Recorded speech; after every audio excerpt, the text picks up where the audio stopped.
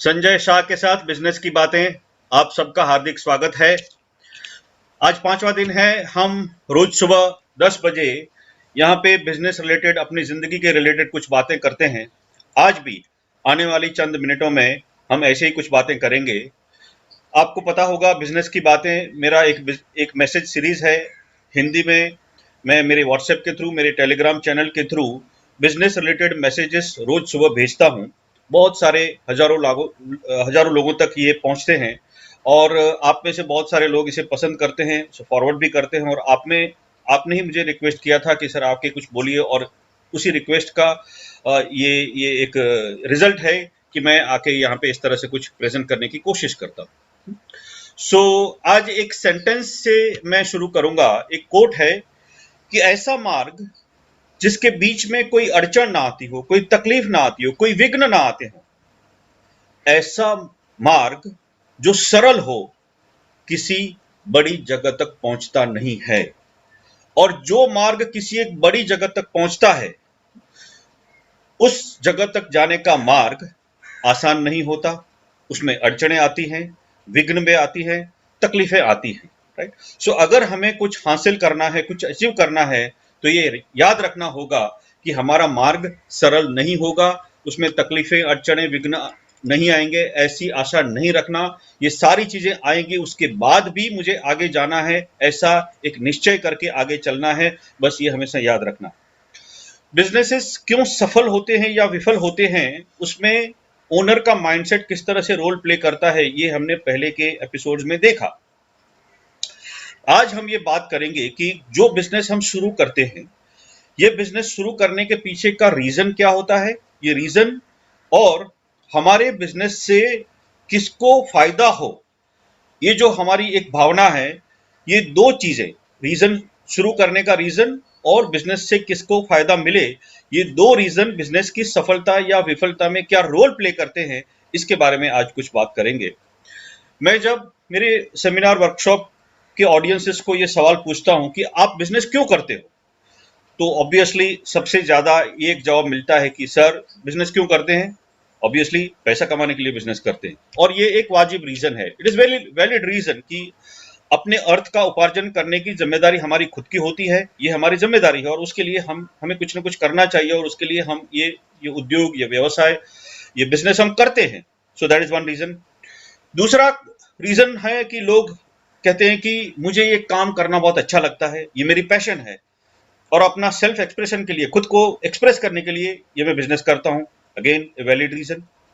कभी कभी लोग कहते हैं कि सर मेरा कुछ प्लान नहीं था, लेकिन मेरे घर के संजोग कुछ ऐसे हो गए, मेरे फैमिली बिजनेस में जो मेरे पिताजी या जो भी संभालते थे वो नहीं रहे, और मुझे इस बिजनेस की जिम्मेदारी लेनी पड़ी।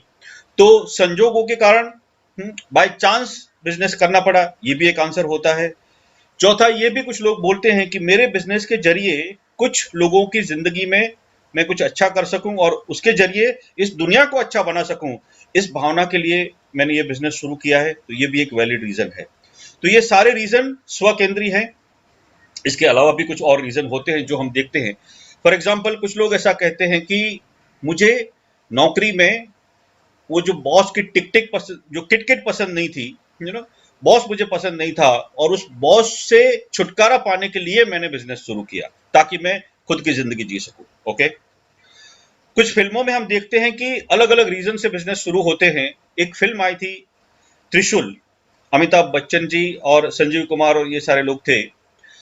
उसके अंदर अमिताभ बच्चन अपने जो पिता हैं संजीव कुमार, आर के गुप्ता, उनको कुछ सिखाने के लिए, उनको कुछ पाठ सिखाने के लिए और उनको हराने के लिए, ताकि जिंदगी में वो बर्बाद हो जाएं, उसके लिए खुद अमिताभ बच्चन एक बिजनेस शुरू करते हैं कंस्ट्रक्शन का।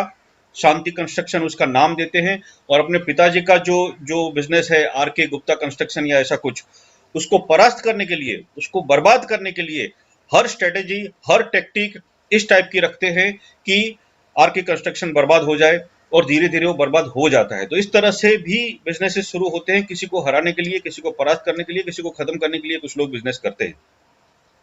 दूसरी ऐसी एक फिल्म आई थी मोहब्बतें, जिसके अंदर कोई बिजनेस की बात नहीं थी, लेकिन एक स्ट्रिक्ट प्रिंसिपल थे और बहुत ही डिसिप्लिन में मानते थे, अनुशासन में मानते थे अमिताभ बच्चन।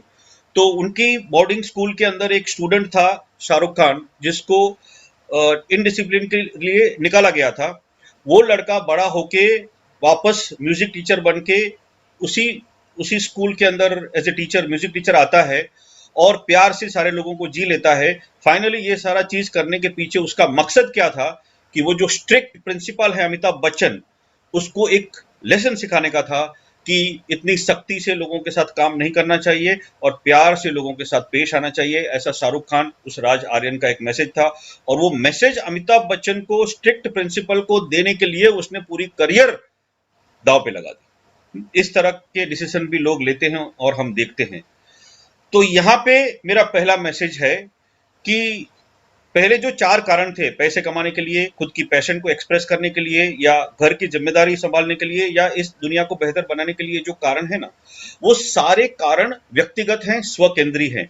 मतलब मेरा खुद का रीजन है जिसकी वजह से मैंने ये बिजनेस या प्रोफेशन शुरू किया है।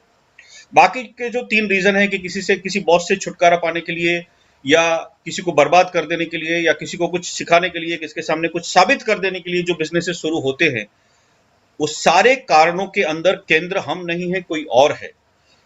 बिजनेस सक्सेसफुल वही होते हैं जिसके अंदर उसका रीजन, शुरू करने का रीजन व्यक्तिगत होता है। मुझे कुछ करना है, मुझे किसी को हेल्प करनी है, मुझे विकास करना है, मुझे पैसा कमाना है, ऐसा अगर रीजन होगा तो उसके सक्सेस के चांसेस बढ़ जाएंगे। लेकिन अगर कोई और मेरे बिजनेस को शुरू करने का फोकस होगा, किसी और को कुछ मुझे परेशान करना है या साबित करना है, तो शायद वो बिजनेस सक्सेसफुल होने के चांसेस कम हो जाते हैं। दूसरी भी एक बात कि मान लो कि अमिताभ बच्चन चाहते थे कि संजय कुमार बर्बाद हो जाए, अभी हो गए बर्बाद, जैसे फिल्म की एंड आई तब तक बर्बाद हो गए। इसके बाद अभी अमिताभ बच्चन क्या करेंगे? उनका बिजनेस चालू रखेंगे कि नहीं रखेंगे, राइट? उसी तरह से मोहब्बतें के अंदर शाहरुख खान ने उनको समझा दिया, जो स्ट्रिक्ट प्रिंसिपल थे उनको समझ में आ गया कि मेरी गलती थी, कि इतना सारी सख्ती नहीं करनी चाहिए थी, उसको समझ में आ गया। अब राज आर्यन, अभी शाहरुख खान क्या करेंगे, राइट? अपना प्रोफेशन बंद कर देंगे, अपना बिजनेस आदमी बंद कर देगा, राइट? तो सामने वाले को जो सबक सिखाने का था वो सबक उसने सीख लिया, फिर हमारे बिजनेस का क्या होगा, राइट? सो कहने का मतलब कि ये डायरेक्शन लेस हो जाता है, क्योंकि अभी हमारी जिंदगी, हमारे बिजनेस का कोई मकसद ही नहीं रहा, ऐसी हालत हो जाती है ना। तो इस तरह से दूसरों को केंद्र में रख के कोई बिजनेस शुरू नहीं करना चाहिए, ये एक मैसेज हमेशा याद रखो। दूसरी बात, मैसेज, बिजनेस मैंने पैसा कमाने के लिए, या मेरी जिंदगी की जिम्मेदारी निभाने के लिए, या मेरी पैशन को एक्सप्रेस करने के लिए, या इस दुनिया को बेहतर बनाने के लिए शुरू किया, सही बात है। लेकिन जो दूसरी बात है जो हमारे बिजनेस को सफल या विफल बना सकती है, दूसरी बात यह है कि मेरे बिजनेस से किसी ना किसी को फायदा होना चाहिए, मेरे बिजनेस से ये दुनिया किसी ना किसी तरीके से बेहतर बननी चाहिए। अभी लोगों के ये सवाल आते हैं कि सर मैं तो एक छोटा पर्सन हूं, मैं इस दुनिया को कैसे बेहतर बना सकता हूं? इसके लिए मैं आपको एक दूसरा उदाहरण देता हूं। हमारे आदरणीय प्रधानमंत्री, उन्होंने एक मुहिम शुरू की थी आज से 6 साल पहले, स्वच्छ भारत।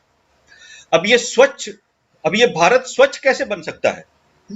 भारत को स्वच्छ बनाने के लिए क्या प्रधानमंत्री खुद, या तो बड़े बड़े लोग, अमिताभ बच्चन या ऐसे स्टार लोग, या दूसरे बड़े लोग झाड़ू लेके अगर गलियों पे रास्ता साफ करेंगे तो भारत स्वच्छ बन जाएगा? नो।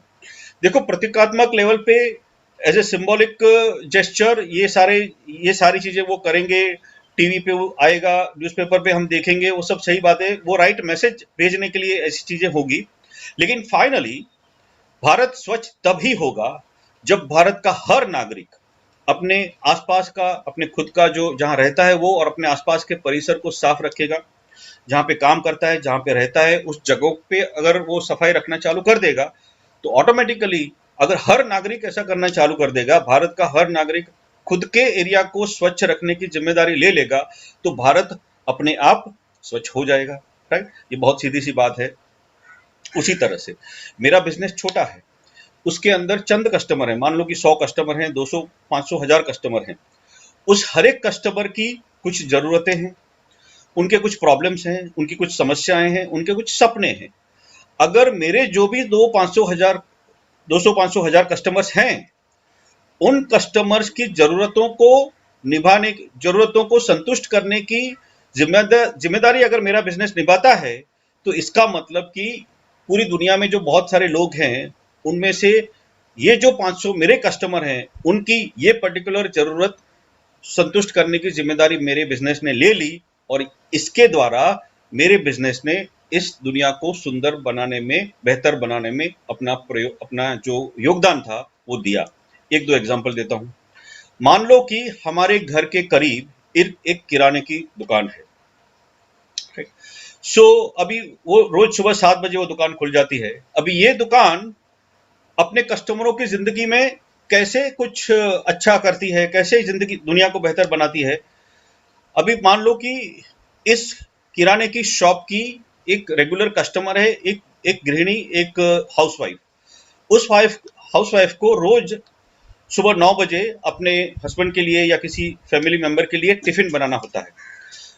एक रात को 10 साढ़े 10 बजे उसको याद आया कि अरे कल सुबह टिफिन बनाने का है, लेकिन घर में ये मसाला या ये घी या ये पर्टिकुलर तेल या कोई एक चीज खत्म हो गई है और मैं आज लाना भूल गई।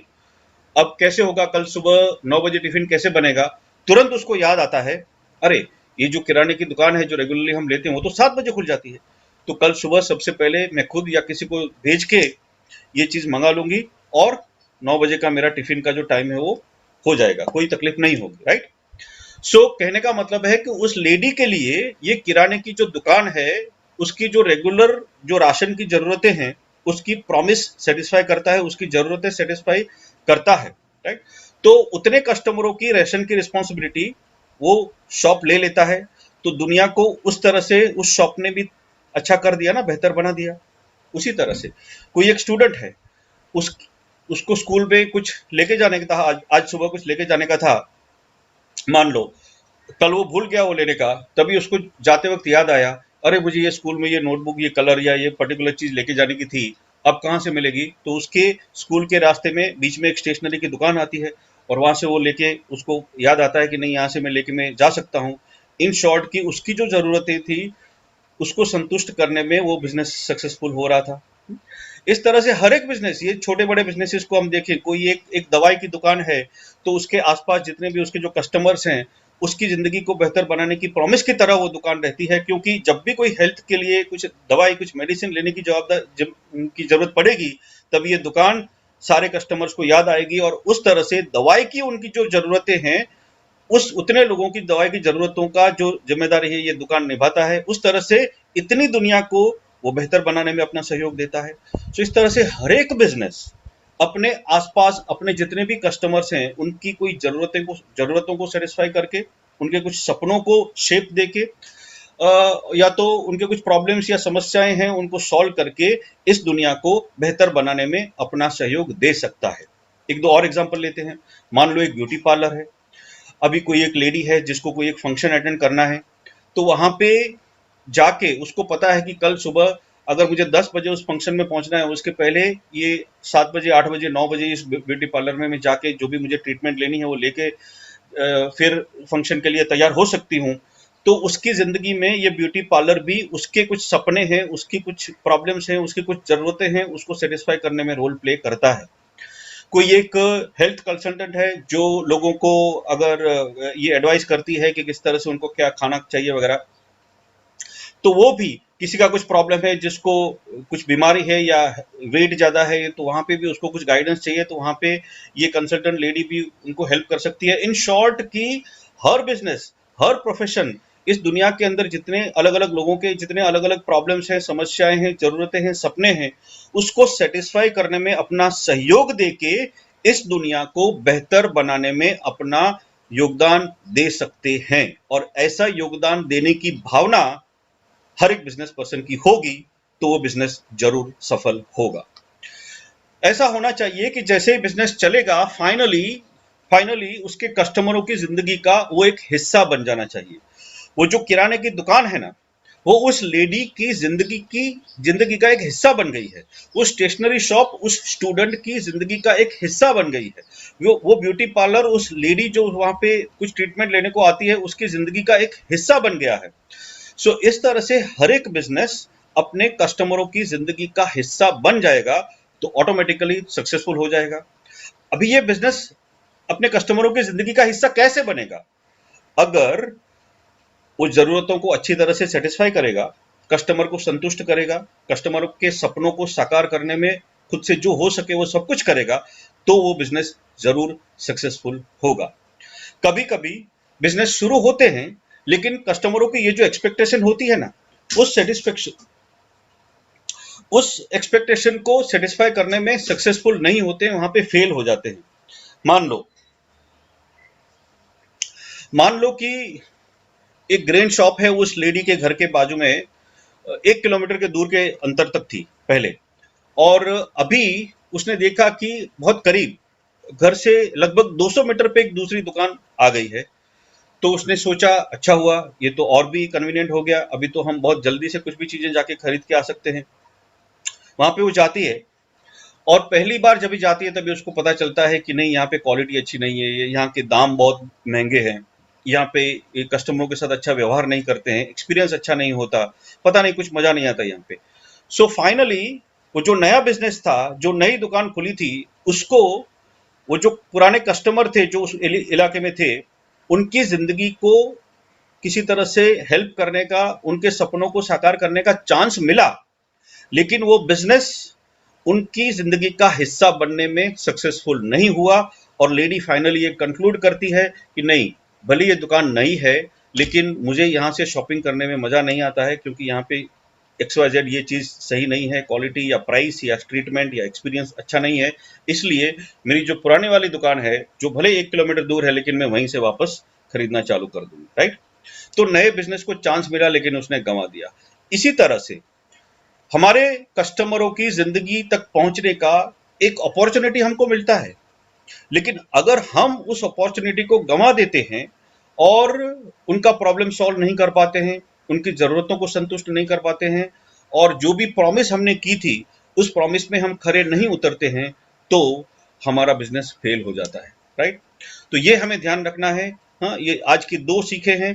पहली बात कि बिजनेस को शुरू करने का जो पर्पस है, जो जो रीजन है, वो व्यक्तिगत होना चाहिए। मेरे खुद के किसी कारण से बिजनेस शुरू होना चाहिए, किसी और को कुछ साबित करने के लिए या नीचा दिखाने के लिए या हराने के लिए बिजनेस शुरू नहीं करना चाहिए, एक बात। दूसरा, मेरे बिजनेस से मुझे फायदा मिले, मुझे मुनाफा मिले, ये वाजिब है, लेकिन इसके अलावा जो कस्टमर्स हैं उसके जरिए इस दुनिया को बेहतर बनाने में, उनके कुछ प्रॉब्लम सॉल्व करके, उनकी कुछ जरूरतें संतुष्ट करके, उनके कुछ सपने साकार करके इस दुनिया को बेहतर बनाने में मेरा बिजनेस कुछ सहयोग देना चाहिए। ये दूसरी बात, ये 2 बातें अगर हम याद रखेंगे तो हमारा बिजनेस सक्सेसफुल जरूर हो पाएगा। मैं आशा करता हूं कि ये मैसेजेस आपको बहुत हेल्प करेंगे, आपके बिजनेस को ग्रो करने में आपको कुछ इसमें से मार्गदर्शन मिलेगा। आपका बिजनेस जब भी आप शुरू करो लॉकडाउन के बाद, तभी खूब सक्सेसफुल हो, खूब खूब आगे बढ़े, ऐसी मेरी शुभकामनाएं। मेरे जो मैसेजेस हैं, ये जो बिजनेस, ये जो वीडियो मैसेजेस हैं, आपको अच्छा लगे उसको लाइक करिए। आपके सर्कल्स के अंदर, आपके ग्रुप्स के अंदर, सोशल मीडिया के हर प्लेटफॉर्म जहां जहां पे आप जाते हो, प्लीज उसे शेयर करिए, उन्हें ज्यादा से ज्यादा लोगों तक पहुंचाए, ताकि ये जो ये एक मैसेज है, ताकि एक पॉजिटिव मैसेज है, जिससे लोगों को कुछ अपने बिजनेसेस के अंदर इंप्रूव करने का, कुछ एजुकेशन, कुछ शिक्षा मिल सकती है। ऐसा अच्छा एक मैसेज स्प्रेड हो, ऐसी कोशिश करिए, उसके अंदर आप योगदान दें, ऐसी मेरी आपको एक रिक्वेस्ट है, राइट। अगर आपको मेरे डेली मैसेजेस पाने हो तो 2 मेथड्स हैं, या तो मेरे टेलीग्राम चैनल पे आप जाइए, हिंदी बिजनेस गाइड आप सर्च करेंगे टेलीग्राम के ऊपर, तो आपको ये चैनल मिलेगी, जिसमें आप ऑलरेडी सब्सक्राइब कर सकते हैं। और या तो फिर व्हाट्सएप से मुझे नेम, सरनेम, सिटी और लैंग्वेज लिख के भेजेंगे, तो मैं इवेंचुअली आपको ऐड कर दूंगा और मेरे मैसेज आपको मिलने चालू हो जाएंगे।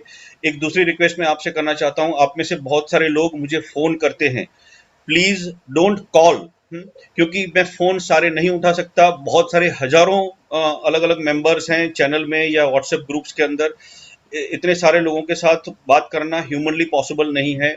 सो फोन पे हम कोई गाइडेंस नहीं दे सकते। हमारी वेबसाइट है hindibusinessguide.com, वहां पे आप जा सकते हैं। या अगर आपका कुछ एसएमई बिजनेस है या आपका कुछ ऐसा प्रॉब्लम है जिसमें हम अलग तरीके से आपको हेल्प कर सकते हैं, तो व्हाट्सएप के जरिए पहले आप बताइए, अगर हम कुछ कर सकते होंगे तो हम आपको रिप्लाई देंगे, right. So daily business messages के लिए अगर आपको चाहिए तो आप टेलीग्राम चैनल पे जाइए, व्हाट्सएप से मुझे अपना नेम, सरनेम, सिटी लिख के भेजिए, राइट। ओके, सो कल सुबह वापस हम 10 बजे मिलेंगे।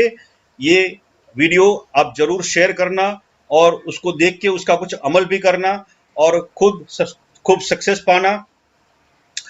तब तक कल सुबह 10 बजे हम वापस मिलेंगे। तब तक खुश रहना, घर पे रहना, स्वस्थ रहना। चलो, all the best. Thank you very much.